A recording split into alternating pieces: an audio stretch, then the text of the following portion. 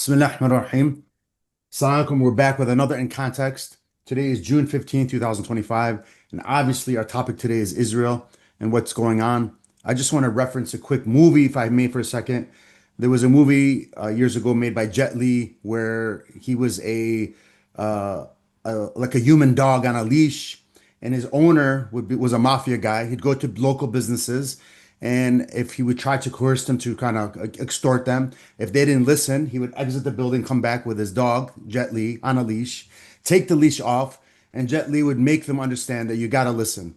I reference this movie because I want you to, I'm kind of put it into context to what we're seeing now.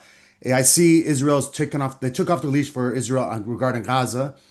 Looks like they also took off the leash regarding Israel, regarding Iran, which is interesting. I'll leave it to you to answer. Yeah, thank you. So, the US has taken the leash of Israel all over the Middle East. So right now, in the last 2 weeks, Israel has been bombing and killing in Yemen, Gaza, the West Bank, Lebanon, Syria, and now Iran. So it's not one place. And it has been doing it in all kinds of ways, on the ground, from the air, bombings, assassinations, all you have it. To be clear, the US has authorized this. The US isn't being coy about it, actually. Trump, because of his tendency to brag, doesn't hide it. If he's trying to hide, he's doing a very bad job. Unlike Biden, who was trying to hide it somewhat, although it wasn't working for him too, but because the extent of the Israeli behavior is too obvious and too large. The question one would have to ask, however, is whether essentially the US is subcontracting Israel to colonize the Middle East and it's going to go and fry other fish elsewhere. I don't think so. The US is a greedy colonial power. Greedy colonial powers do not share. They may use others and pay them, but they don't share. The US wouldn't even share with Europe. So when the US went and colonized Iraq, and the English joined in the hopes of getting a part of the pie, they didn't get much. They got, the peanuts, the whatever was left on the plate after the US fed. So in this jungle, the chief monster does not share. After it feeds, it might leave some remnants here and there. So the idea is that Israel is this great power that is doing stuff is childish. Israel is a mid-level power that wants to dominate the Middle East. The Middle East isn't fallow land. It has already a colonial power, the US, that is not about to leave out and let Israel eat it up. Case in point, while Israel was destroying anything in sight in Iran, yesterday they bombed the South Pars gas field. This gas field is actually the largest gas field in the world, and it's split between Iran and Qatar. In Qatar, it's called Shamal Field. And in Qatar, it's co-owned with ExxonMobil and Shell. I saw some reports that the US has warned Israel about the dangers of escalation. I'm not sure about the accuracy of this report, but regardless of whether it's accurate or not, this is a fact. These are US interests that are being harmed by Israel being unbound. So no, Israel is not unbound. There are limits, and it's, as you made the point, it's being used by Trump in a third-rate movie of the mafia boss shaking down the neighborhood. So do you think that Israel knows that it's a slave puppet to the US and is following, yani fulfilling the No, agenda of no, the no. US Israel government? doesn't believe so. Mhm. Israel thinks that it's a major international power and it has set a goal for itself of dominating all of the Middle East. The Arab Zionist regimes actually are not a particular impediment to this. And to them, actually, Israel is probably a safer pair of hands to protect them from the people than the US. So they are not particularly in the running in this game. As you can see, they are quite fine with Israel attacking Iran. Yeah, so my question about that, do you think the attacks on Iran were pre-planned, or was Iran aware of the attacks? Or were they caught by surprise by the attacks by Israel on Iran? So there is this narrative pushed by both the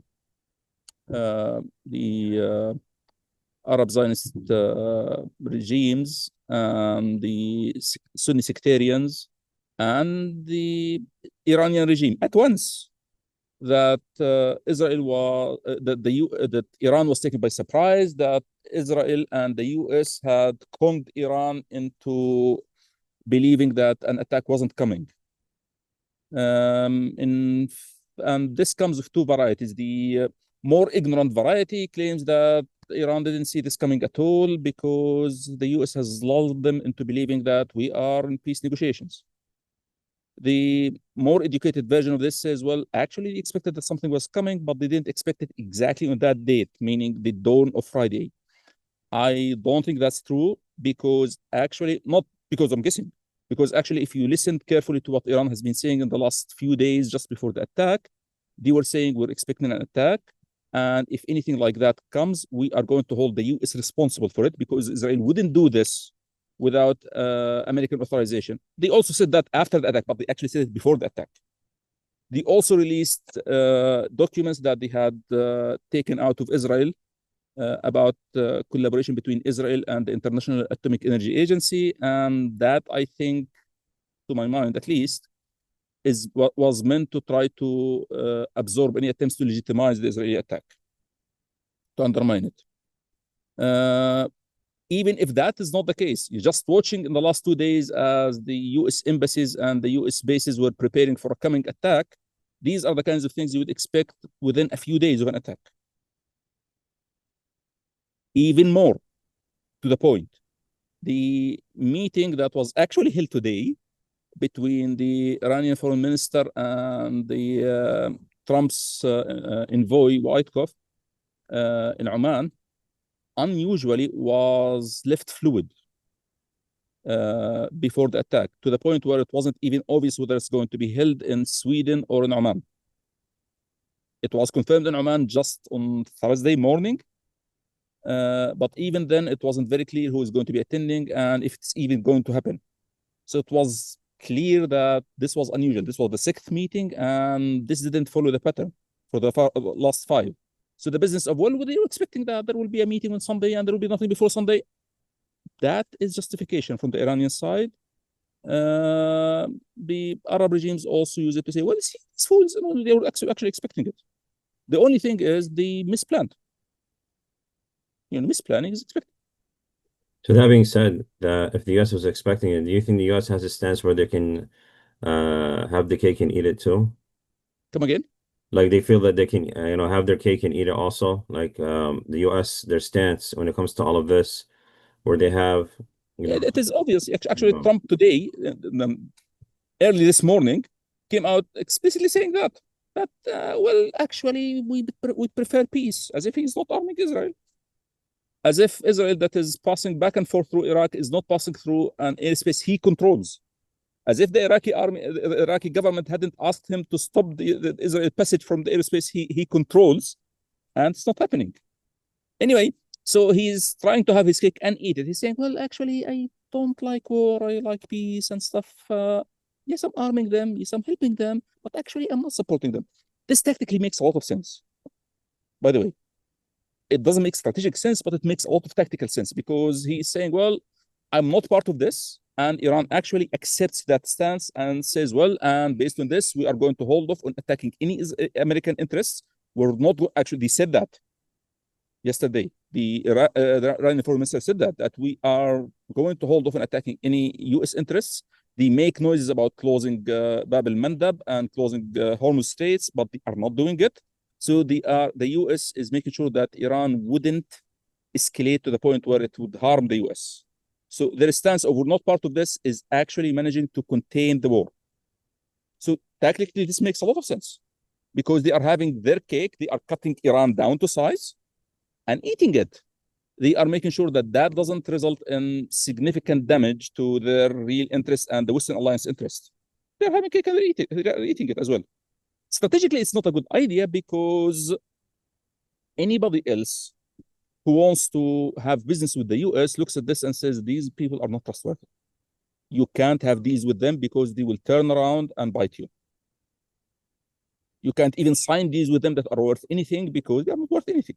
So then that being said, do you feel like the other Western countries are in support of the Israel attacking Iran or the Arab regimes? Are they standing by Israel or are they condemning what's happening? So there's a distinction there. The Western alliance, as we discussed last time, was showing cracks about its stance on the massacre in Gaza. So the European wing is disapproving because they think this is damaging to the international order. However, it's all in agreement, the whole Western alliance, that it supports the Israeli attack on Iran. They are justifying it. They are condemning Iran's response to Israel, but not Israel's attack on Iran. They are saying that, well, Israel is justified to protect itself against an Iranian program that could create a bomb, while Israel actually had a bomb. And that doesn't justify Iran attacking Israel. So the thing doesn't make any sense, but this is the way the colonial order works. We get to beat everybody else. Nobody gets to spit on us. That's how the Western colonial order works. Now, the interesting piece is internationally, nobody outside the Western alliance agrees. Even the Arab Zionist regimes do not particularly agree. And while they like Israel even more than the US, at least for tactical reasons, they are hiding behind, well, we hate Iran and we hate Israel and we hope to God that they are going to kill each other.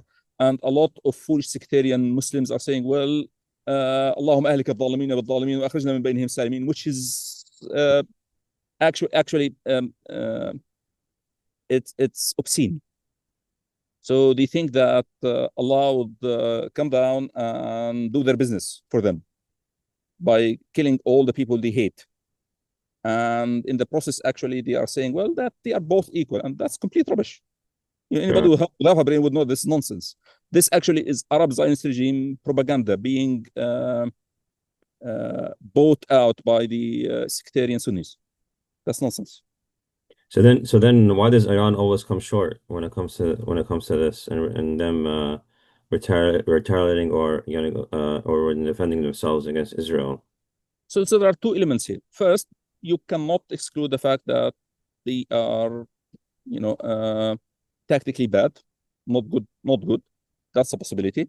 But what you can see and observe repeatedly is not just Iran, Turkey, Pakistan, all of the client regimes in the Muslim lands, and even the independent regimes that want to play within the international colonial order like Turkey are always behaving like obedient clients. So they behave within the rules set by the international colonial order. And as a result, they expect that Israel also will behave according to these rules. The problem is Israel is the poor cousin of the colonial order, and it can always manage to go to the colonial order and cut deals to break the norms, the established norms and rules here and there, and use that to gain at least tactical advantage, if not strategic advantage. So each time, whether it's in Lebanon, whether it's in Iran, they have been actually violating established norms. For example, when they attacked the university professors in Iran in their homes, that was actually violating a rule of the quote-unquote game.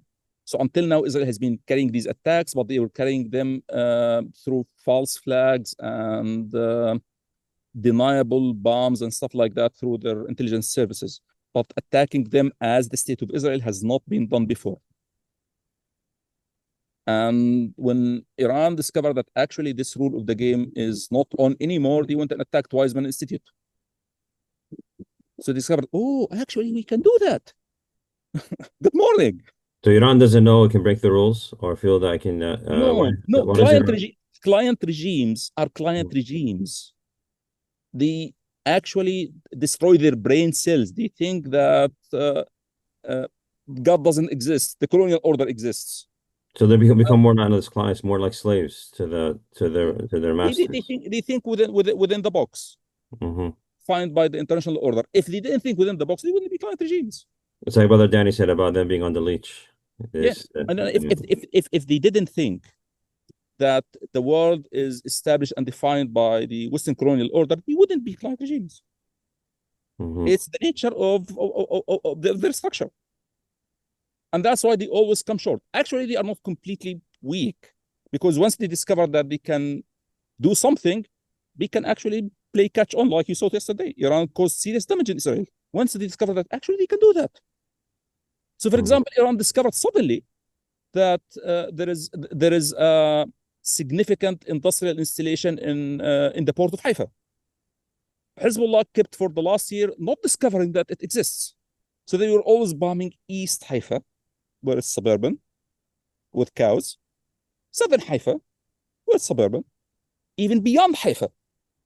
Western Haifa, where the port exists, they seem not to see it.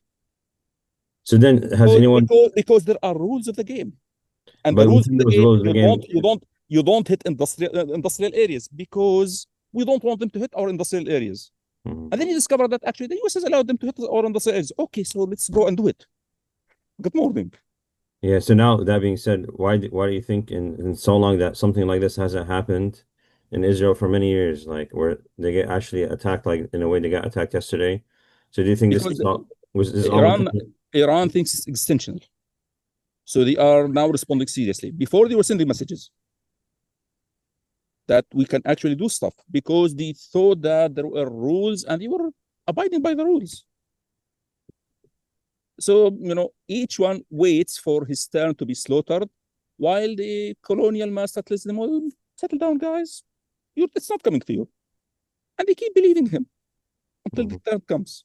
So then the question is... That also applies to the Arab Zionist regimes. Meaning, if Israel tomorrow decides that the English king of Jordan is not useful to it, that could come his way. So they don't have friends, they have interests, as Kissinger said. Yes. Now, I don't think it would happen, because it's hard to believe that anything would exist in Jordan that would serve Israel more than the English king. Okay.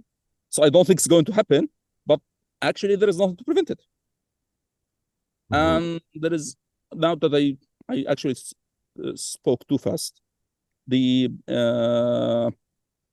Likud party is going towards a direction that could actually bring down his government, because they are going towards trying to evict the population of the West Bank. And if that happens, he is out. Who is out? The English king of Jordan. Now, the reason he and his colleague, the Zionist in Cairo, are not acting is because these guys find Israel to be an ally against the most important threat they see today. Even if it was a threat tomorrow, today it's an ally against the people. That's their most important threat. So that's why for today at least, Israel is an ally. Even if it could be a threat tomorrow, but today it's an ally. So then, where do you say all this? Where does this all end? Well, I don't think the US is interested in changing the Iranian regime. I don't think Israel can change the Iranian regime. Israel even cannot take out the Iranian nuclear program, and they know that. But what they are after is degrading Iran's capabilities as much as possible, because they see themselves in competition with Iran in this region, with Iran as the only, and Turkey actually, as the only two powers that are trying to occupy this space. What they forget is there is an owner to all the space, the US, and that owner is using them just like it's going to use Iran and it's going to use Turkey in some measure. So I don't think the US has an interest in eliminating Iran because they need to contain Israel at the end of the day. No matter how much bragging Trump makes, if they want to keep producing oil out of Shamal field, Israel can't be allowed to go and destroy the other part of it. So I think they will just take the ball forward. The US will get a deal with Iran that will actually include some enrichment, but not a lot of enrichment. The deal wouldn't give Iran what it wants, however, which is to remove the pariah status from it. Because the US wants to maintain the pariah status because it likes to use Iran as a boogeyman. So I think what is on negotiating table is not particularly enrichment. Low enrichment probably will be allowed. But what is on the negotiating table and the Israeli attack dog is being used to do is to deny Iran what it has always wanted from the nuclear program, which is to remove the pariah status on it. This program was started to begin with exactly to do that, to be used as a stick to force the US to let Iran out of the doghouse. The US doesn't want to do that. Trump, when he came back in 2015, canceled the deal because he didn't want to do that. Biden, when he came back, thought actually Trump was right. And that's why he didn't renegotiate the deal. Trump wants now to have his cake and eat it. He wants to have a deal that will contain enrichment that he let actually out in 2015 and in 2017 when he canceled the deal, but also to maintain the pariah status. So he wants to have his cake and eat it as usual. Probably he is going to get that. But Israel isn't going to get a knockout blow on Iran. By the way, the Israeli claim that it's trying to remove the regime in Iran is complete nonsense. There is no political powers that can replace the existing regime, although a lot of people don't like it. Attacking it in this way does not help any of the existing powers that are trying that may be viable, although there is nothing much viable in Iran right now except for the regime. And yes, there is a foolish narrative making the rounds that, well, actually, the Israeli plan was to remove the regime. There is zero evidence to this, except for Netanyahu's bragging. And Netanyahu is just like Trump, a braggadocio. He will brag that he did everything. Trump today was bragging that he stopped all the wars that happened in the last 10 years, which is complete rubbish. So when Netanyahu claims that I'm going to change the Iranian regime, well, his foreign minister comes back and say, well, no, we want to remove the nuclear program. Then they come back and say, and actually, we cannot remove it because we don't have the bombs to remove it. So depending on whom you're hearing, you will hear something different. The point here is not removing the regime. Okay. I think that's good. That's all I have. Yeah. Now, you want to add anything? No, that was a lot of information. I gotta watch this again. Okay. All right, Jazakallah khair, for the enlightening of these questions, and I think it clarifies a lot of the theories or conspiracies people may have, and we'll go on from there, inshallah. Jazakumullah khair. May Allah open a path for us to freedom. Ameen.